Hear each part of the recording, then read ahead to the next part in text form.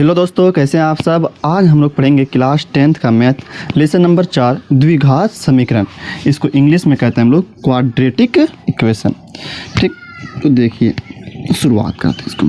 सबसे पहले हम जान लेते हैं द्विघात समीकरण का व्यापक रूप क्या होता है। तो इसका व्यापक रूप होता है ax² + bx + c बराबर 0।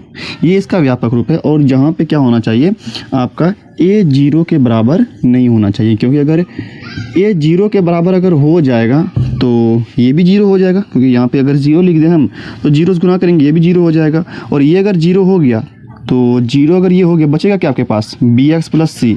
तो ये द्विघात समीकरण कहलाएगा नहीं, क्योंकि bx + c द्विघात समीकरण नहीं होगा। क्यों नहीं होगा? क्योंकि द्विघात कहता है मतलब घात में 2 होना चाहिए, पावर में 2 होना चाहिए। और अगर यही पावर 2 वाला ही 0 हो गया तो ये द्विघात समीकरण नहीं कहलाएगा। इसीलिए द्विघात मतलब 2 घात वाला रहना चाहिए वहाँ पे चरासी। तो यहाँ पे ये x पावर 2 रहेगा तभी ये द्विघात समीकरण कहलाएगा, अन्यथा नहीं कहलाएगा। इसीलिए कहा जाता है कि a बराबर 0 नहीं होना चाहिए। अच्छा, आपसे पूछा जाए बताओ ये द्विघात समीकरण है कि नहीं? नहीं, ये द्विघात समीकरण नहीं है यहाँ पे, क्योंकि पावर 2 नहीं है। अगर पावर 2 रहता तब हम बोल देते कि ये द्विघात समीकरण है, लेकिन यहाँ पावर 2 नहीं है, इसलिए द्विघात समीकरण ये नहीं होगा। ठीक, तो याद रखिएगा कि द्विघात समीकरण का जो व्यापक रूप होता है वो होता है ax² + bx + c बराबर 0। और यहाँ पे द्विघात है तो पावर 2 हम लगा भी दिए हैं, और जहाँ पे a बराबर 0 नहीं होना चाहिए। ठीक, यही है द्विघात समीकरण। इसी से रिलेटेड जो हम लोग चीज़ पढ़ेंगे और जितना भी प्रश्नावली में सवाल है उसको हम लोग सॉल्व करेंगे। अच्छा, यहाँ पे देखिए एक बात याद रखिए कि जितना पावर रहेगा चर राशि पे, जितना पावर रहेगा, जितना अधिकतम पावर रहेगा उतना वैल्यू निकलता है। अगर x पे पावर 2 है तो इसका मैक्सिमम वैल्यू 2 निकलेगा, x का 2 मान निकलेगा। अगर x पे पावर 3 रहता तो x का 3 मान निकलता, x पावर 4 रहता तो x का 4 मान निकलता। तो यहाँ पे x और कितना है 2 है ना, तो यहाँ पे x का 2 वैल्यू निकलेगा। हम लोग वो वैल्यू भी निकालने के लिए सीखेंगे। एक सूत्र होता है, वो सूत्र की सहायता से हम निकालेंगे वैल्यू कि x का कितना वैल्यू आएगा। अगर आप जानना चाहते हैं तो हम वो सूत्र बता देते हैं। इसी से हम लोग सूत्र निकाल सकते हैं। ये कैसे? अगर ये है ax² + bx + c है ना, इसको उधर भेज देते हैं हम लोग, तो क्या हो जाएगा -c। क्या हो जाएगा? -c। इसकी सहायता से निकाल रहे हैं हम लोग। ax² + bx + c उधर जाके क्या हो जाएगा -c। हम लोग सूत्र निकाल रहे हैं कि किस सूत्र की सहायता से हम x का मान निकाल सकते हैं। ठीक, अब क्या करते हैं, हम इसको पूर्ण वर्ग बना देते हैं। पूर्ण वर्ग मतलब क्या होगा कि a + b का होल स्क्वायर बना देते हैं हम लोग। तो इसमें क्या करना होगा, सबसे पहले हम क्या करते हैं, दोनों तरफ 4a से गुना कर देते हैं। दोनों तरफ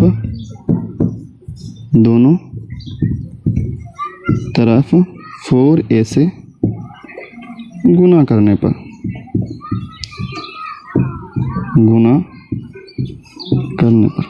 ठीक, गुना कर देते हैं तो क्या हो जाएगा 4a से गुना कर रहे हैं हम लोग ax² प्लस क्या bx में, और इधर भी गुना कर रहे हैं हम लोग, तो क्या हो जाएगा -4a गुना की किस में c की, मैंने सामने से रख दिया। ठीक, अब देखिए अब क्या करते हैं हम लोग, गुना करते हैं इसमें, कीजिए पहले इसमें गुना कीजिए, तो क्या हो जाएगा 4a² फिर x² हो जाएगा प्लस 4a फिर यहाँ पे bx है, क्योंकि ये इससे भी गुना करेगा एक बार और ये इसको भी गुना करेगा, तो क्या हो जाएगा 4a bx हो जाएगा। 4a bx बराबर क्या हुआ -4a c हो गया। ठीक, अब देखिए अब क्या करते हैं, यहाँ पे a² और ये हो गया, इसको 2a भी बना देंगे हम लोग इसको, और आपको b² चाहिए तो हम लोग b² से भी जोड़ देते दोनों तरफ b² को जोड़ने पर ये हम लोग सूत्र निकाल रहे हैं। पूरा प्रश्नावली पे आएंगे, लेकिन एक सूत्र होता है जिसकी सहायता से हम लोग एक समान निकाल सकते हैं। वैसे तो हम सूत्र डायरेक्ट भी लिख देंगे, लेकिन देखिए कि कैसे आता है ये सूत्र, तब आपको ज़्यादा भी वो रहेगा कि नहीं यहाँ से आया है सूत्र, तो आपको ज़्यादा दिमाग में रहेगा कि इस तरह से सूत्र हम लोग निकाले हैं, कहीं बाहर से नहीं आया है। इसी सूत्र, इसी व्यापक रूप से हम लोग सूत्र निकाले हैं। ठीक, देखिए अब क्या करेंगे, दोनों तरफ b² जोड़ दीजिए, दोनों तरफ b² जोड़ने पर जोड़ दीजिए तो नीचे दिखता है, दिख तो जाएगा। तो इधर भी बी स्क्वायर जोड़ देते हैं, इधर भी बी स्क्वायर जोड़ देते हैं, तो क्या हो जाएगा 4a square x square plus 4ab x, इधर जोड़ दिए हम बी स्क्वायर, इधर भी जोड़ दीजिए बी स्क्वायर जोड़ दिए, माइनस में क्या था 4ac। ठीक, अब देखिए अगर आप चाहें तो इसको ऐसे लिख सकते हैं 2ax का होल स्क्वायर। कैसे? 2 का स्क्वायर 4 हो जाएगा, a का स्क्वायर फिर x का स्क्वायर हो गया। ठीक, प्लस इसको हम लिख देते हैं ऐसे, हम चूँकि a प्लस बी का होल स्क्वायर बना रहे हैं तो उसका सूत्र क्या होता है a square plus 2ab plus B square, तो इसको हम लोग 2ab लिख देते हैं 2, और यहाँ पे a इसको बनाएं तो यहाँ पे a यही आ जाएगा 2x, और b तो ये आपका है ही इंटू बी। कैसे हुआ चेक कर लीजिए, वापस ये आ जाएगा 2 दूनी 4, 4 हो गया ab(x), a b और एक x हो गया, फिर प्लस का प्लस बी स्क्वायर का बी स्क्वायर, मतलब हम इसको इस तरह लिख दिए इस रूप में। वही सेम ही लिखे हैं, थोड़ा हम सूत्र के पे बैठा दिए, ये a स्क्वायर प्लस 2a फिर ये a फिर ये b प्लस बी स्क्वायर हो गया। अच्छा, बराबर की इस साइड क्या है? बराबर की इस साइड है बी स्क्वायर माइनस 4ac। अच्छा, आप देखिए तो ये a square plus 2ab plus B square हो गया, तो आप इसको a प्लस बी का होल स्क्वायर बोल सकते हैं, a प्लस बी का होल स्क्वायर बोल सकते हैं। पे a कौन है आपका 2x प्लस b कौन है आपका b का, आप इसको होल स्क्वायर बोल सकते हैं, बोल दिए। बराबर का बराबर कितना बी स्क्वायर माइनस 4ac। आप देखें तो स्क्वायर उधर बजा दीजिए, क्या हो जाएगा root 2x plus B square उधर जाके क्या हो जाएगा root B square minus 4ac। और एक बात याद रखिए कि अगर रूट में है ना तो उसका प्लस में भी मान आएगा और माइनस में भी मान आएगा, इसका मतलब प्लस माइनस दोनों में मान आएगा, तो वही लिख दिया हम प्लस माइनस दोनों में मान। अब देखिए, अब प्लस बी को उधर लेके जाइए, 2x हमको x का मान निकालना है तो 2x रहा इधर, अब प्लस बी को उधर भेज देते हैं, क्या हो जाएगा माइनस बी प्लस बी बराबर का तरीका हो जाएगा माइनस बी। यहाँ पे है क्या plus minus under root B square minus 4ac। हमको निकालना है x और ये गुना में है तो इधर ये क्या हो जाएगा भाग हो जाएगा 2a, तो क्या निकला minus B plus minus under root B square minus 4ac। 2a गुना में तो क्या हो जाएगा भाग में 2a, तो ये आपका x का मान निकला। यही सूत्र है minus B plus minus root B square minus 4ac by 2a। यही इसी x का अगर आपको x निकालना हो यहाँ से तो आप ये सूत्र लगाइए, आपका x क्या हो जाएगा निकल जाएगा, आपको x का मान पता चल जाएगा। और अगर आप जानना चाहें तो हम बता देते हैं आपको कि इस पहले दिखता है नीचे, ये कहाँ दिख रहा है, देखिए यहीं लिख देते हैं। आप ऐसे भी सकते हैं इसको x बराबर माइनस बी प्लस माइनस और बी स्क्वायर माइनस 4ac को हम लोग रूट डी भी बोलते हैं, डिस्क्रिमिनांट। क्या कहते हैं इसको हम लोग डिस्क्रिमिनांट बटे 2a, ये भी हो गया। मतलब x बराबर माइनस बी प्लस माइनस और रूट का रूट और बी स्क्वायर माइनस 4ac को क्या बोलते हैं हम लोग डी। डी मतलब क्या है डिस्क्रिमिनांट, डिस्क्रिमिनांट। इसका मतलब क्या हुआ डी से करते हैं इसको हम लोग, डी का मतलब कितना, डी का मतलब क्या लिखे हम लोग बी स्क्वायर माइनस 4ac। तो ये सूत्र याद रखिएगा कि x का जो मान निकालना है आपको, तो सूत्र क्या होता है minus B plus minus root D by 2a होता है। या तो अगर डी के जगह पे आपको क्या लिखना होगा बी स्क्वायर माइनस 4ac होता है, डी मतलब डिस्क्रिमिनांट होता है, मतलब बी स्क्वायर माइनस 4ac को क्या बोलते हैं हम लोग डी बोलते हैं। ठीक, तो यही था सूत्र। अच्छा, याद रखिएगा व्यापक रूप ये होता है, ये है व्यापक रूप। ये क्या है व्यापक रूप, x square plus b x plus c equal 0, जहाँ पे क्या है 0 के बराबर नहीं है। और अगर आपको एक्स का वैल्यू निकालना हो तो हम लोग इस सूत्र की सहायता से निकालते हैं। प्रूफ याद रखने को जरूरी नहीं है, बस ये सूत्र याद रखिए कि एक्स बराबर minus B plus minus root B square minus 4ac by 2a होता है, या तो एक्स बराबर minus B plus minus root D by 2a बोल सकते हैं। डी क्या है ये डिस्क्रिमिनांट है, इसका सूत्र होता है डी बराबर बी स्क्वायर माइनस 4ac। ठीक, चलिए हम लोग अब प्रश्नावली पे आते हैं। बहुत इंपॉर्टेंट सूत्र है, इसी की सहायता से हम लोग सवाल सॉल्व करेंगे। ठीक, तो देखिए अब प्रश्नावली आते हैं हम लोग 4.1 पे क्या कहता है सवाल।